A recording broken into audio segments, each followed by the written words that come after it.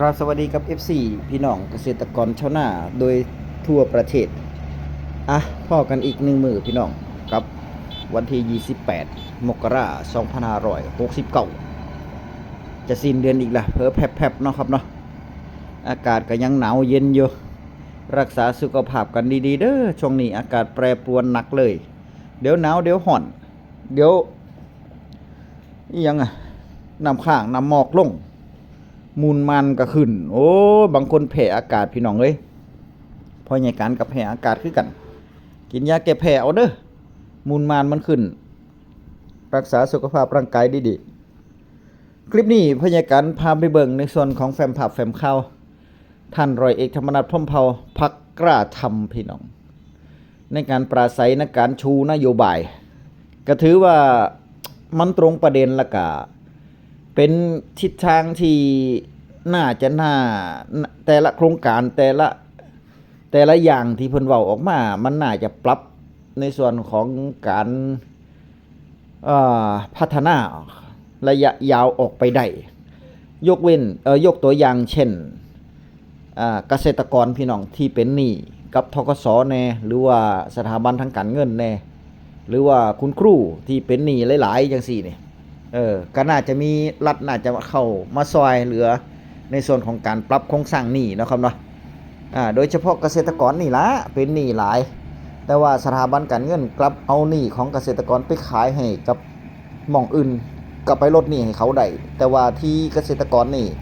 พอจะปรับโครงสร้างหนี้เนี่ยบวกไอ้ยังบวก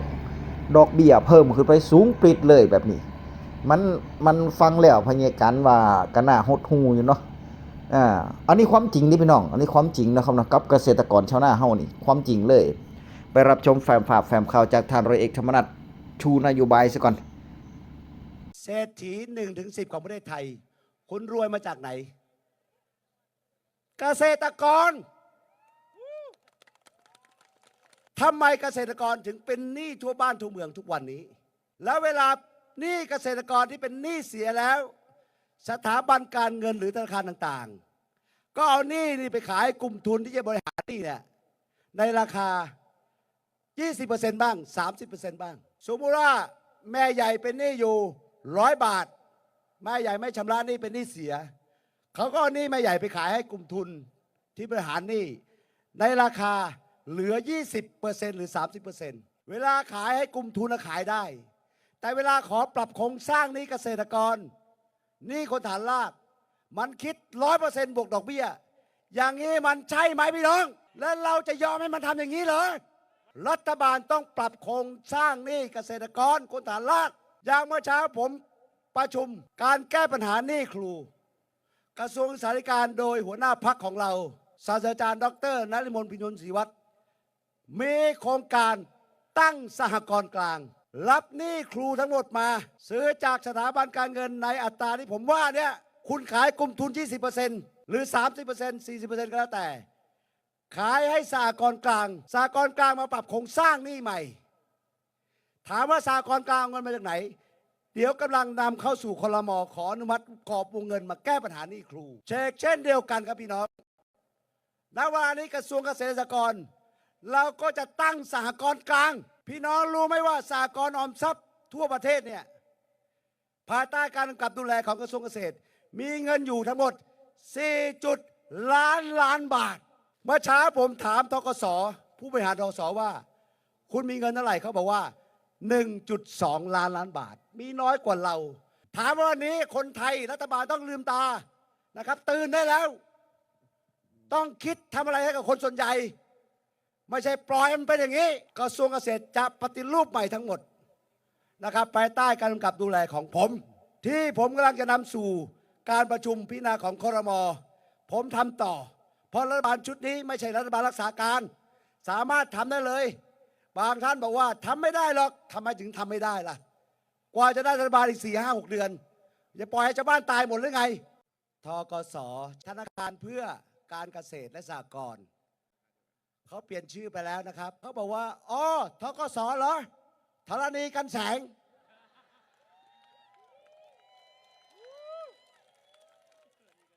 ทอธงธรณีก่อกัน สอเสือกันแสงแต่ตายก็เพราะดอกเบี้ยคุณแพงไงดอกเบี้ยเท่าไหร่ธกส.ฮะโอ้โห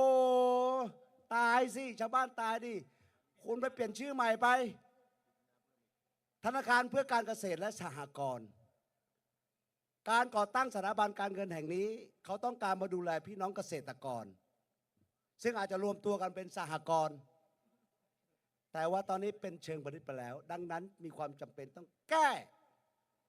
เราตั้งสหกรณ์กลางที่เราเรียกว่าอาจจะเป็นรูปแบบธนาคารของพี่น้องเกษตรกรโดยตรงไม่ใช่ธกสคุณไปเปลี่ยนชื่อใหม่ไปเพราะมันไม่แก้ปัญหาพี่น้องเกษตรกรชาวนาเนี่ยรัฐบาลทุกรัฐบาลเวลาหาเสียงเนี่ยชาวนาคือกระดูกสันหลังของประเทศชาติแต่ถึงเวลาแล้วเนี่ยผมจะทำโครงการอะไรหรือคิดจะทำอะไรก็ไม่สำเร็จเพราะว่ามันไม่เห็นด้วยนักการเมืองหลายคนก็ไม่เห็นด้วยมันก็ไม่สักเซสดังนั้นเรื่องสำคัญที่สุดต้นทุนการผลิตรัฐต้องเข้าไปแก้ไขปัญหาตรงนี้แก้ยังไงผมมีแผนอยู่แล้วรัฐที่ผ่านมารัฐบาลหลายๆรัฐบาลเนี่ยผมก็มีส่วนร่วมในการที่จะเข้าไปแก้ไขปัญหาและมันทำให้พี่น้องเกษตรกรมีชีวิตที่ดีขึ้นต้นทุนมันแพงหมดอะไรที่เป็นของนายทุนมันแพงหมดดังนั้นต้นทุนในการผลิตเนี่ยก็คือของกลุ่มนายทุนไม่ว่าจะเป็นปุ๋ยยาฆ่าแมลงหรือแม้กระทั่งพี่น้องเกษตรกรผู้เลี้ยงกุ้งอาหารก็คือของกลุ่มทุนทั้งหมดดังนั้นต้นทุนมันแพงอาหารมันแพงมันถึงทำให้พี่น้องเกษตรกรมีต้นทุนการผลิตสูงในค่าแรงอีกนะครับค่าแรงงานต่างๆเดี๋ยวนี้เนี่ยนะครับค่าแรงงานเนี่ยก็แพงมากนะครับทำให้ต้นทุนของพี่น้องเนี่ยในการผลิตนะครับอย่างเมื่อกี้สักครู่ในพี่น้องชาวนาชาวสุพรรณเนี่ยนะครับต้นทุนไร่ละเท่าไหร่แล้วครับ6-7 พันบาทเวลาขายข้าวมานะครับข้าวละบางครั้งมันล้นตลาดแล้วข้าวราคาถูกก็ขาดทุนเพราะต้นทุนสูงข้าวออกมาเนี่ยมันไม่คุ้มกับการลงทุนพี่น้องชาวนาขาดทุนแต่ที่ผมเคยนำเสนอว่ารัฐต้องเข้ามาช่วยในการแก้ปัญหาเรื่องปุ๋ยนะครับยาฆ่าแมลงโดยรัฐเนี่ยครับมันควรจะกลับไปทบทวนเรื่องปุ๋ยแห่งชาตินั้นนำจำหน่ายให้เกษตรกรในราคาที่ถูกนั้นถ้ารัฐเข้าไปแทรกแซงตรงนี้เนี่ยมันจะทำให้กลุ่มทุนที่ขายปุ๋ยขายยาฆ่าแมลงขายอะไรก็แล้วแต่นะครับที่เป็นต้นทุนการผลิตเนี่ยมันราคาต่ำลงเนี่ยมีคู่แข่งเนี่ยนะกลุ่มนายทุนก็จะลดราคาลงนั้นเป็นเรื่องสำคัญในต่างประเทศเนี่ยทำไมนะครับเขาถึงสามารถอยู่ได้เพราะว่าต้นทุนการผลิตเขาต่ำนี่ก็คือท่านร้อยเอกธรรมนัส พรหมเผ่าพี่น้องมุ่งเน้นแก้ปัญหาให้กับเกษตรกรโดยเฉพาะเลยอันนี้นโยบายที่พี่น้องต้องบอกก่อนว่านโยบายบ่แม่นอีหยังบ่แม่นที่เพิ่นจะนำไปแก้ตรงๆแต่ว่าอันนี้นโยบายก่อนเนาะครับนะนโยบายนี่ก็คืออีกจักหน่อยเพิ่นก็จะนำเข้าครม.ถ้าเพิ่นได้เป็นรัฐบาลเพิ่นก็จะเป็นกระทรวงเกษตรและสหกรณ์ก็คือรัฐมนตรีว่าการกระทรวงเกษตรและสหกรณ์หรือว่ารองนายกพุ่นล่ะในส่วนของท่านร้อยเอกธรรมนัสถ้าหากว่าได้เป็นครม.ในชุดนี้เข้าไปบริหารชุดนี้เนาะครับเนาะแต่ว่าพ่อใหญ่การว่าบ่ว่าพรรคไหนที่จะเข้าไปพ่อใหญ่การว่าร้อยเอกธรรมนัสต้องได้เข้าแน่นอนต้องได้เข้าคือเก่าเพราะว่าพรรคเพิ่นก็เป็นกลุ่มเป็นก้อนจักหน่อยนึงเนาะครับเนาะอีกเรื่องนึงก็คือในการแก้ปัญหาของเพิ่น ในการแก้ปัญหาของเพิ่นเบิ่งนโยบายเพิ่นแล้วเพิ่นมุ่งเน้นที่จะแก้ปัญหาบ่ว่าจะเป็นหนี้สินของรัฐบาลบ่ว่าจะเป็นหนี้สินครูหนี้สินเกษตรกรหนี้สินภาคประชาชนนี่ก็เข้าท่าอยู่เด้พ่อใหญ่การว่าเข้าท่าอยู่อันนี้บ่ได้ยกยอปอปั่นเนาะครับเนาะแต่ว่าพ่อใหญ่การเบิ่งเนื้อหาสาระตามที่เพิ่นเว้ามาเด้อันนี้ตามที่เพิ่นชูนโยบายแล้วก็เพิ่นเว้ามาพยาการว่าก็ก็ฟังแล้วก็เขาทาอยู่ก็ในสิ่งที่เพิ่นเว้ามามันก็เป็นความจริงเบิดเนาะมันก็เป็นความจริงเบิดนั่นแหละบ่ว่าจะเป็นหนี้สินของรัฐบาลหนี้สินของเกษตรกรที่ติดหนี้กับธนาคารของรัฐบาลก็คือธกส.นี่พี่น้อง ดอกเบี้ย7%ดอกเบี้ย7จุดเท่าใดนะเขาเนาะต่อปีแล้วดอกเบี้ย3%ก็มี7%ก็มี5%ก็มีนี่แตกต่างกันออกไปเงินสั้นเงินยาวเงินด่วนน่ะแน่แต่ที่ติดชะงักตอนนี้ก็คือเกษตรกรที่เป็นหนี้กับธนาคารธกส.นี่ อ่าติดชะงักเลยบ่เคลื่อนไหวเลยบางคนต้องไปเข้ากองทุนฟื้นฟูเพื่อที่ให้กองทุนฟื้นฟูยอมเสียเครดิตเจ้าของก็คือบ่กู้ธกสต่อไปละเพราะว่ามันกู้บ่ไหวแล้วจะใช้หนี้ของเก่าก็ใช้บ่ไหวแล้ว บทปัญญาว่าไงสินะบทปัญญาแล้วที่นี่ก็ให้กองทุนฟื้นฟูมาซื้อหนี้ครับธกสเพื่อที่จะให้หนี้มันลดลงกองทุนฟื้นฟูนี่เพิ่นมันเป็นองค์กรหนึ่งพี่น้องของรัฐบาลคือกันนั่นแหละกองทุนฟื้นฟูของเกษตรของกระทรวงเกษตรและสหกรณ์คือกันพี่น้องเพิ่นมาซื้อหนี้สมมุติว่าเป็นหนี้ล้านนึงเพิ่นจะมาซื้อหนี้กับธกสที่เป็นหนี้เสีย NPL นี่ ที่เกษตรกรบ่สามารถจ่ายได้แล้วเครดิตเสียบ่จ่ายกับธกสบ่จ่ายหนี้บ่ทั้งต้นทั้งดอกกับธกสบ่เกิน3ปีเนี่ยก็จะเข้าข่ายโครงการจะเข้าอีหยังจะเข้าข่ายในส่วนของกองทุนฟื้นฟูที่เพิ่นจะมาช่วยเหลือได้นั่นแหละก็คือถ้าหากว่าบ่จ่ายหนี้เกิน3ปีกับธกสกองทุนฟื้นฟูก็จะมาซื้อหนี้จากหนี้1ล้านบาทกองทุนฟื้นฟูมาซื้อ1ล้านบาทแล้วก็จะมาลดให้เหลือ 500,000 บาทจังซี่นี่ถ้าเฮาเป็นหนี้1ล้านบาทเกษตรกรก็สามารถจะเดินต่อได้นะครับเนาะเกษตรกรก็สามารถเดินต่อได้ก็คือเหลือหนี้อยู่ 500,000 บาทก็สามารถที่จะเดินต่อได้ไปจ่ายหนี้ต่อได้นะมันก็น้อยลงครึ่งต่อครึ่งเด้เพิ่นซื้อหนี้เพื่อที่จะมาปลดหนี้นะครับเนาะครึ่งต่อครึ่งเฮาก็หาเงินไปจ่ายเอากองทุนฟื้นฟูมีทุกจังหวัดเด้อพี่น้องเด้ออยู่ศาลากลางเด้อพี่น้องเด้อกองทุนฟื้นฟู เข้าไปสอบถามได้ของอยู่ศาลากลางหั่นล่ะมันมีทุกจังหวัดพี่น้อง ตะกี้นี่มันมีแล้วหน่วยงานนี่ก็มีมาดนแล้ว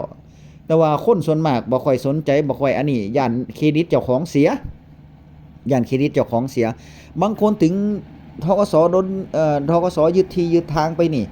เนาะเพราะว่าบ่ฮู้ว่ามีกองทุนฟื้นฟูที่เพิ่นคอยมาช่วยเหลืออยู่จังซี่นั่นแหละแต่ว่าตั้งแต่ท่านร้อยเอกธรรมนัสเข้ามาเป็นรองนายกแล้วก็เป็นรัฐมนตรีว่าการกระทรวงเกษตรและสหกรณ์นี่เพิ่นไปผลักดันในส่วนของกองทุนฟื้นฟูไปซื้อหนี้ของธกสออกมาช่วยเหลือพี่น้องเกษตรกรชาวนาเฮาหลายปีนี่ทางจังหวัดอำนาจเจริญบ้านพญาการได้สิทธิ์หลายเด้ได้สิทธิ์หลายคนเลยเนาะครับเนาะตอนนี้ผู้เฒ่าผู้แก่ยิ่งอายุ70ปีขึ้นไปเข้าข่ายบัดนี้เข้าข่ายแล้วผู้สูงอายุบ่สามารถปลดหนี้ได้นี่บ่สามารถปลดหนี้ได้ก็เข้าข่ายบัดนี้ก็ได้สิทธิ์หลายลองไปสอบถามเบิ่งเด้อพี่น้องเด้อกองทุนฟื้นฟูอันนี้พญาการแนะนำบ่แม่นว่าจะให้หยามเด้บ่แม่นว่าเป็นหนี้แล้วบ่ใส่หนี้มันได้ใส่หนี้คือกันเด้พี่น้องเพราะว่าเพิ่นก็บ่ได้ช่วยเหลือเบิดเด้เพิ่นก็บ่ได้ช่วยเหลือเต็มจำนวนเด้ช่วยเหลือครึ่งนึงเนาะครับเนาะช่วยเหลือครึ่งนึงก็ลองศึกษาเบิ่งเด้อพี่น้องเด้อลองศึกษาเบิ่งว่าเป็นจังไดดีบ่หรือว่าบ่ดีแต่ว่าถ้าหากว่าเจ้าของจะไปเอาเงินกับธกสมาอีกปีหน้าปีต่อๆไปนี่ก็บ่สามารถเข้าได้เด้อบ่สามารถเข้าได้ยกเว้นคนที่บ่สามารถจ่ายหนี้กับธกสได้ผิดนัดชำระ 2-3 ปีมาแล้วจังซี่นี่ก็ไปเข้าได้เด้อในส่วนของนโยบายตัวนี้นี่นโยบายของท่านร้อยเอกธรรมนัสพรหมเผ่านี่พยาการว่ามันดีอยู่เนาะบอกว่าจะเป็นการช่วยเหลือต่างๆบ่ว่าจะเป็นการช่วยเหลือนู่นนี่นั่นพยาการว่าดีอยู่ในส่วนของเรื่องหนี้ของสหกรณ์ครูนี่ก็เป็นหนี้หลายพี่น้องบ่ว่าไผเป็นหนี้บัดทุกคนครูแต่ว่าถ้าหากว่าตั้ง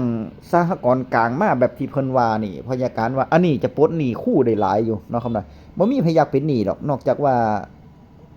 บ่มีเงินเนาะครับเนาะบ่มีเงินถึงไปเอาเงินมานั่นล่ะบางคนก็มาสร้างบ้านยกหอยอเฮียนจังซี่นะก็ฝากไว้พี่น้องเป็นภาคกะถ้ำแล้วก็ในส่วนนี้ก็เป็นท่านร้อยเอกธรรมนัสพรหมเผ่าอันนี้นโยบายเด้อพี่น้องเด้อฟังรับชมรับฟังแนวทางหรือว่านโยบายที่เพิ่นมาแก้ไขเซ็นแล้วก็มาพิจารณาว่ามันเป็นไปได้บ่นะครับเนาะเพราะว่าเกษตรกรชาวนาเฮาอย่าลืมได้กินข้าวเบิดซุมื้อแล้วนะครับเนาะโซเชียลมันก็หลายมันเป็นการชูนโยบายการหาเสียงบ่หรือว่าเพิ่นจะเฮ็ดตามที่เพิ่นเว้าอีหลีบ่นั่นแหละกลับมาพิจารณากันตัดสินใจเอาเองพี่น้องพยาการก็เพียงแต่นำมาชี้แนะหรือว่าเสนอให้กับพี่น้องเกษตรกรมาเปรียบเทียบให้เบิ่งว่าเขาจะเลือกคนดีๆเข้าไปเป็นผู้นำประเทศเขาจะเลือกคนดี ที่คอยช่วยเหลือพี่น้องเกษตรกรชาวนาเฮาประชาชนทั่วประเทศนี่จะเอาคนแบบไหนจะเอาคนจังใดเนาะครับเนาะเพราะอย่างการแนะนำอีกเรื่องหนึงก็คือไผเอาเงินมาให้เนี่ยเอาเบิดเด้อพี่น้องเงินเด้เอาเบิดเด้อเอาเบิดเอาเบิดเอาเบิด เอาเบิดเด้อเงินน่ะเอาเบิดเลยไผเอาเงินมาให้เอาให้เบิดแต่ว่ามันอยู่ที่ปลายปากกาเฮาอยู่ที่ใจเฮาว่าจะเอาเลือกไผเนาะครับนะขนาดนี้ยังมาแจกเงินแล้วมาซื้อเสียงแบบนี้นี่ถือว่าเฮาก็คิดเบิ่งเนาะครับเนาะถ้าคิดว่าเป็นสินน้ำใจเล็กๆน้อยๆนี่ก็โอเคอยู่แต่ว่าตอนนี้นี่โอ้ยแถวชุมชนบ้านพ่อใหญ่การไปเบิดล่ะอสมแน่หยังแน่เนาะครับเนาะผู้นำแน่โดยเฉพาะผู้นำชุมชนนี่โอ้ยขนกันไปบัดนี้ขนกันไปลึมอสมนี่บ่เรียบบ่เหลือจักคนเลยอสมรวมถึงผู้สูงอายุพุ่นขนไปบัดนี้โอ้ยปิดปากบ่น้อหรือว่าจังใดนั่นแน่แจกเงินแจกทองกันหรือว่าจังใดหรือว่าคนไปเฮ็ดหยังก็น่าสิฮู้อยู่ในใจหั่นล่ะเนาะครับเนาะมีทุกชุมชนมีทุกหมู่บ้านโดยเฉพาะภาคอีสานบ้านเฮานี่พี่น้องเอาเป็นผู้ใดจังใดก็คิดเอาเนาะครับเนาะคิดเห็นเอาคลิปหน้าพบกันใหม่พี่น้องโดยความปรารถนาดีจากพ่อใหญ่การเด้อเลือกตั้งครั้งนี้ให้มีสติสัมปชัญญะเลือกคนดีเข้าไปเป็นผู้นำมักไผจังใดก็อยู่ในใจเฮาแต่ว่าการมักนี่ก็คือเฮามาแยกแยะซะก่อนว่า